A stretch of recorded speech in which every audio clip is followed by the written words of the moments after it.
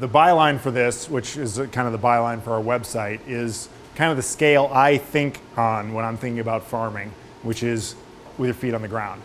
We don't have anything with a seat on it. You wouldn't believe how many calls we get where people read our website and they think the products are really cool and they say, "Do you have a seat for them?" And I'm like, "No, you're missing the point. The whole point is you're walking. It's better for you." There's a reason that there's a lot more slim Europeans than there are slim Americans. So we've pretty much covered all this. Walk-behind tractor is a motorized power source built with the same basic quality and versatility you would find in a four-wheel tractor. Yes. Unfortunately, because of the physical size of walk-behind tractors and the lack of understanding in the North American market about walk-behind tractors, the dealers that typically carry this equipment in North America are lawn and garden dealers. People think of it as lawn and garden equipment because it's got two wheels. It's like a rear tine tiller, or it's like a walk-behind mower, or it's like a walk-behind snowblower. So because of the physical size and shape of it, it gets lumped into that category. And unfortunately, the people who even have run the BCS importing facility in North America for 20, 30 years have all been people from the lawn and garden industry. So they didn't understand what they were really selling. It was really kind of depressing. Until pretty recently, BCS didn't even pick up on the whole market gardening thing. They just were clueless. The implements they would import were just like lawn and garden based implements. They weren't really ag related implements. You notice, of course, that most of the implements we have around here they aren't the same color as the tractor. It's because most of the implements are made by different companies than the tractor, just like a four-wheel tractor. I mean, if you own John Deere, you're not going to go buy John Deere implements for the thing. They're probably too expensive. And guess what? John Deere didn't make them anyway. They just bought them from somebody else and painted them green and yellow. So there's implement companies and there's tractor companies. And so, 15 years ago, we tapped into that larger Italian market of implement manufacturers and just started importing the stuff direct. I'm like, I don't need it to say BCS or Grillo. We just want the tool. I don't care what it says or what color it is, as long as it'll hook it up. So that's why we offer 45, 46 different implements now, and BCS offers about 20. So they've increased tremendously. 10 years ago, it was 10 implements from BCS, so they've kind of taken our lead. Anyway, I don't read what's on the screen because anybody can read that. I hate presenters who put up a slide and then read the whole slide. It's like you're insulting everybody's intelligence. So one of the key features you'll find in the design of a walk-behind tractor is an inline drivetrain. That is, the engine is directly in line with the powertrain, connected by some kind of an automotive type clutch. It's a straight line through there. This is a Troy-Bilt. People will recognize that. It's not an inline drivetrain. Your engine is way up in the air, and there's a belt connecting the power down to the transmission. That increases the height of the machine, reduces the stability, gives you a higher center of gravity by putting that engine up in the air. And plus, it's got a set of belts here, which is what you replace most often on this machine. This is another belt-driven piece of equipment. This is a DR power mower. DR, of course, you pick up any outdoor magazine, it features DR power mowers. They work effectively. They're just, they try to model themselves as a walk-behind tractor, but, they're a completely belt drive machine with a disposable transmission in them. So you can't even buy parts for the transmission. If the transmission goes out on that, you just have to buy a whole new transmission. They're made in my hometown, actually. The transmission in this thing is made in Salem, Indiana. It's a piece of junk. So we've talked a little about this. What we didn't talk about is how, after World War II, there was a totally different focus between what America did to small farms and what Europe did to small farms. The byline of the USDA after 1945 was get bigger, get out, okay? Many people have heard that, and that's exactly what they said, and that's exactly what they pushed. Their policy was bad to the small grower, it was good to the big grower, and 1,000-acre farms are more efficient, so that's what we're gonna do. Obviously that didn't work, which is why commodity growers are losing their tails, and market farmers are actually making money. But in Europe, they didn't do that. There was some movement to larger farms in the areas that are conducive to it, because Italy has a lot of different terrain types. And between essentially Cesena and all the way up to Milan, it's flat as a pancake. And they have 1,000-acre farms where they're growing corn and rice in some areas. They're flooding fields, soybeans, things like that. But they've also got tons of mountains and hilly countries where the walk-behind tractors fit into that as well. So after World War II, the Italian modernization of farms was to do cost shares for farmers to buy equipment to replace their hoof stock. So that's where the walk-behind tractor came in. And that's why there are 16 brands of walk-behind tractors available in Europe, in Italy today. In Europe, by and large, it's like 30 brands, more than half of the brands produced in Italy. And it's a vibrant market over there because the small farm is still part of their culture. Local food is part of their culture. So there's an old Gravely up in the corner here. That's at the New York World Fair, actually, or New York State Fair, I think. That's old Mr. Gravely there, I think. There's the original BCS tractor right there. Originally, BCS only made walk-behind hay mowing equipment, starting in 1942 and up until about 1965. That's all they offered, was a machine configured just like this. They didn't get into more of this walk-behind tractor style, thing with multiple implements until BCS partnered with Grillo, which was in 1967. Grillo had built walk-behind tillage equipment primarily without reversible handlebars from 1953 up until when they partnered with BCS. Then the two put their heads together, said, hey, we can reverse these handlebars, we can have all these cool implements. They worked together about 15 years and finally broke up over a bad bottle of wine, or I don't know what it was, and Italians. And they operate as competitors today. And all these other brands started appearing. I mean, in the 1960s, it just kind of exploded with the walk-behind tractor market in Europe. The CMAR machine, made in Switzerland, was actually what Troy built, he based his first machine on the CMAR, a big commercial rear-tine tiller. So this was a USA machine. One wheel on that sucker. That was good for hillsides. You just tilt it like a wheelbarrow. So here's a list of things. Probably doesn't cover everything anymore. This list's a couple years old. Plastic mulch layer, we have a slide of that later. You asked about it earlier. And drip tape, we'll do drip tape and mulch at the same time? Right, one line of drip tape, maximum. Yeah, and cover the bed. Right, yeah, cover the bed, bury the edges. Yeah, we build those in-house. You can go on. You don't need to talk about this much. We've already demonstrated this, the handlebars turn around. No, they don't have handlebars on both sides. That's trick photography. That would be funny. There's steel tracks on that machine there. So that's for traction augmentation. Obviously, they got a moldboard plow on the back, so it needs it. Headlights on that one, that's a Brumi brand. We don't sell that one, but it was a cool shot with the headlights. Headlights are not terribly practical. I don't recommend them. They have these little headlamps with the krypton bulbs and, and you know what? This only goes straight. The headlamp looks wherever you look. It's great. There's the rotary plow on a Grillo. There's that you can't hardly see that slide, but they're actually cutting reeds in a swamp. They got these big swamp tires on the machine. That picture is taken over in Europe someplace. Yeah, that's a German walk-behind tractor right there. Agria, which doesn't sound German, but it is. It sounds Italian. I wonder if they I know. want that to sound Italian. It's possible, Italians yeah. Push mower. This is the same swamp that they cut those reeds in the last picture, and here they're using one of the balers. This is the same round baler we used to make the bale that's sitting outside, and they're baling the reeds up into reed bales, which they then take and sell someplace, I guess. Here's a sprayer rig. That one's a US made. There's a Mennonite place that that builds spraying equipment for those people who want to spray. I mean, I don't do any spraying in my garden, but yeah, I know. I have to slap myself because yes, that's on a seat. Sprayers are typically set up that way because although they do have a spray wand as well. So if you're spraying a fruit tree or something, you would just put the tractor in neutral and just stand there and spray down your fruit tree. But for any kind of mobile spray application, if you're going through a garden or, applying a foliar compost tea or something like this, you'd want to be moving. Yeah, sometimes sitting is practical in this case.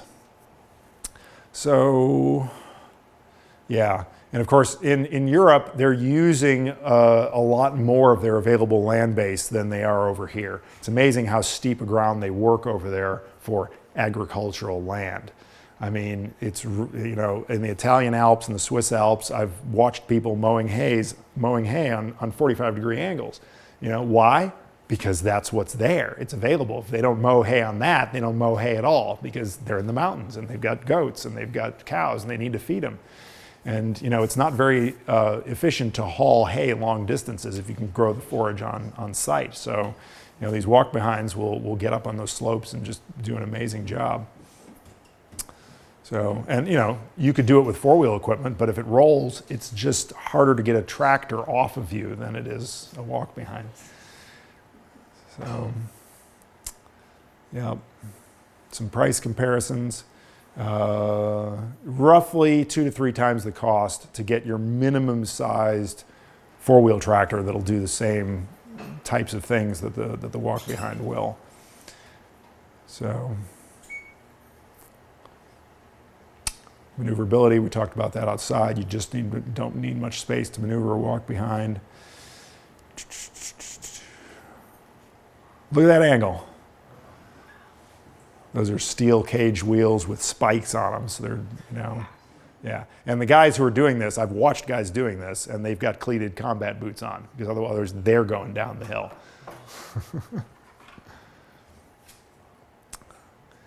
The Far East, China, India, Singapore, Malaysia also build walk-behind tractors. They tend to be cruder machines, as you can see, just kind of ugly old engines with exposed belting on them. I was talking to somebody recently who has experience working in Asia where, I mean, he'd been to Asia, he'd seen these things work, he'd worked with some of the Asian farmers over there. He says it's just kind of an expected thing that the powertrain on this thing will be shot after one season. But you can buy the whole machine for $900. I mean, it's super cheap, so they just buy new ones. He says they take the motor off, because the motor usually still runs, and they put it on a washing machine or something, or they put it on a generator. And there's all this glut of engines. And there's even some people now who have forced the tractor companies to sell them tractor bodies without engines so they can reuse the old engine. And some of these engines are so crude. This one's not, but some of them actually have their water-cooled engine. And in order for the radiator is not, it doesn't have a water pump like your vehicle out here. It just has a pan on top of the engine, right on the cylinder head. You dump water in it because you're working in a rice paddy, right? And as it evaporates the water off, it cools the engine. And when it runs out of water, you dump some more water in it. It's like the crudest engine in the world. 1930s technology. Still alive and well in China. So yeah, the versatility of these machines is very low. The handlebars don't rotate around, so they're rear PTO only, if they even have a PTO shaft at all. A lot of times it's just a belt drive. This is some kind of crazy machine for planting rice. It's a seeder. But yeah. There's me using a bed shaper, the one I showed out here in a high tunnel, and then me laying plastic mulch over that raised bed that was created. It's hard to see, but this is about a 5-inch tall raised bed. But the plastic mulch layer, we designed it to tuck that mulch in at the base of the raised bed so that the shoulders of the bed are covered. Pardon? This is a 30-inch raised bed. The whole thing is based around a 30-inch raised bed system. So this is actually a 4-foot mulch. But you need a 4-foot mulch to both cover the top of a 30-inch and down to the shoulders and then in the ground. Yeah. We also offer a 3-foot model, but you could only do like a 20-inch raised bed with it. Really, the people who are buying the 3-foot model are just flat laying the plastic and burying it. So that same attachment's doing the drip tape too, or is this? I don't have the drip tape roller on this thing. I didn't take the time to put it on. Yeah, it would be mounted on the back. You'd have a little roll of drip tape right here, and it would lay it down under the mulch. This is a flat bed, me doing the same thing but without the raised bed. So when you flat lay it, it'll leave about 36 inches of plastic exposed. How long of a row can it run in one go? Will it do Well, it doesn't care. I mean, it's a 2,400-foot roll of plastic, so. okay. Yeah. I mean, and that's a small plastic roll. Most plastic rolls are 4,000. 4,000 is kind of the standard. Yeah, but the 2,400 is just lighter and it's a lot easier to deal with on this thing. Well, and the drip tape rolls we're using are 1,000 to 1,600. Yeah. And we've got an adapter where you can put like a 3,000 foot roll of drip tape on there, and then it matches the 2,400 foot a little better. But you get so much weight on the back of that thing with the 3,000 foot roll that it's just hard to pick up out of the ground, because you got to turn this around at the end of the row, right? And you got to lift it out to pick it up and turn it around. So It's laid right on the top of the soil. It's not subsoil. you can adjust it up and down. Yeah, the layer has a little shovel on the bottom of it, and you can adjust it down like in a 2-inch range. So anywhere from on top of the ground to 2 inches deep. Yeah. So I know drip tape buckles. If you don't have that, it buckles. Yeah. And for you can also see that we've got these axle extensions right here. In both cases, you can see the wheels are spaced way out from the tractor, because obviously I don't want to leave wheel tracks in my bed, and I don't have a soil working tool like a power harrow or tiller that's going to fluff that soil up behind the wheels. So, and here, I wouldn't have to have my wheels wide for the mulch layer, but under my mulch there would be tire tracks, which is kind of irritating if you're trying to plant in those areas. If you're just putting one row down the middle, you wouldn't have to straddle it. So, because your tire tracks would be on either side. You can switch it. Crimper roller. I forget which crops they're doing here, but these, this just a regular mechanical crimper roller. They've got steel wheels mounted on the tractor for extra traction here, and they've got the factory mounted wheel weights, these little cast iron weights in the center. Which actually, if they'd have used, we have a different wheel weighting system that we developed that uses just barbell weights for the wheel weights, and you can increase the weight a lot more. The factory weights just don't weigh that much. They're about 33 pounds a piece, and that's it. So you get 2 of those on there, and you've increased it by 66 pounds. So because they weren't getting enough traction, they put the steel wheels on there. With our barbell weighting system for the wheels, you can put 100 pounds per wheel, and then your rubber tires would get adequate traction to move the thing, as they demonstrate here on Living Web. Here's a flail mower. That's one of the old Palladino flail mowers, like the one we saw outside. It's red in color. That company's actually out of business now, but the Berta company builds the best flail mower now. But yeah, as you can see, the flail mower just grinds that material up to a really small size. There's hardly anything left of it. So it integrates into the soil very easily and breaks down very quickly. So when you need a quick turnaround of, cover crop to planted vegetable crop, the flail mower is the best bet.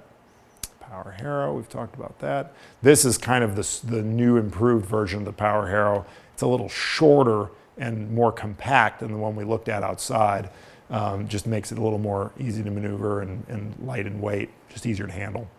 Tiller, everybody knows what a tiller is. This is the power harrow up on its side. Yeah, fuel use on a walk-behind tractor is very little. It's amazing, because you're not moving a bunch of steel around the field. I mean, essentially a walk-behind tractor is an implement with an engine on it, is the way to think about it. I mean, the tractor body itself just doesn't hardly weigh anything. So you're not spending all that extra money on gas just to drive 2 tons of steel around the field. So the diesels are incredibly good on fuel. Repair costs, lower, and you don't need specialized equipment for most stuff. If a clutch needs to be put in or something like that, even removing the engine on these things is, you don't need an engine hoist. The engine weighs 80 pounds. You take off 6 nuts and you just pull it off, put it on the ground, stick a new clutch on it and put it back together. They're nice because they're simple. The simplicity of the machine makes it friendly for a lot of farmers to do the service themselves, which is something that I really believe in. Yes, I've done this, the Civic wagon. Still have the Civic wagon. Yep. Right, we've covered this stuff. Size appropriate, scale appropriate. You're not going to use a walk-behind tractor on 50 acres of hay. Blah, blah, blah. You've heard this all day. So in conclusion, the walk-behind tractor and the handheld gardening tools are, again, back to scale appropriate. I mean, it's all about the scale appropriate tools. And there's just a ton of farmers in this country who are trying to do small farming and having a hard time doing it because most of the farming tools that you can get are based on larger tractors. They're based on larger farms. And when you try to scale that down to a small scale, particularly a mixed vegetable operation, it's just really tough. But the walk-behind tractor fills that niche. And it's an investment that you just make once typically. I mean, the life expectancy of this equipment is great enough that, you know, a market farmer may buy 2 in their lifetime if they're starting young, but usually it's going to be 1 machine. So it's not something that you have to replace every 5 years like typical American lawn and garden equipment that falls apart when you look at it cross-eyed. So, and I think also, and I'll just talk a little bit about philosophy here, which was my blah, blah, blah part in the video. But that whole farming with your feet on the earth thing is an important thing to me. And I think as, you know, when farming got bigger and bigger in this country and got more centered around larger scale equipment and larger scale farms, people really lost touch with, and I use this term particularly because it's too, you know, it talks to both aspects of losing touch with. They lost touch with both mentally, emotionally, and physically with the soil. And they got further and they got further away from it because the tractors got bigger and bigger and bigger. And they had the air-conditioned GPS systems, and this farmer never touched the ground. He was 20 feet from the ground now. He didn't see the health of his soil because he didn't see the earthworms in the soil. That whole disconnect, you know, the spatial disconnect was right along with the mental disconnect. Because if you're on the ground, you're seeing what's going on down there, and you notice if your soil is alive or if it's dead. And now we're coming back to that, you know, the organic farming movement in this country, people paying attention to where their food comes from and wanting to support local agriculture. It all wraps into the same thing of caring a little more about the earth and you know, and what we are doing to it. I mean, obviously, as I started out talking about early in the talk, you know, as farmers, we're asking the soil to do things that nature doesn't exactly do. We're trying to mimic nature's systems here, but we're asking it, you know, we're manipulating the soil slightly, and we're trying to figure out the way to do that with the least violence that we can and the most respect for the natural systems that work in the soil. And to me, you know, the simpler type of equipment that's available here, working on a smaller scale, just enables that to happen. And it's, you know, as we go forward, you know, as we discussed downstairs, you're going to continue to develop lower till, you know, lower impact systems to make the walk-behind tractor, you know, work better with the no-till systems, transplanting systems and things like that, just to, you know, try to keep on top of the curve. So thank you all very much for coming. And Your website?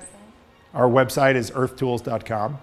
All this stuff is on there. We got a ton of videos. Our YouTube channel is kind of overloaded. And a lot of how-to videos for repairs as well. If you own a walk-behind tractor and want to maintain it, there's a lot of how-to videos on there for doing that. I'm a big believer in just sharing information, so we don't charge for stuff like that. And keep farming with your feet on the earth.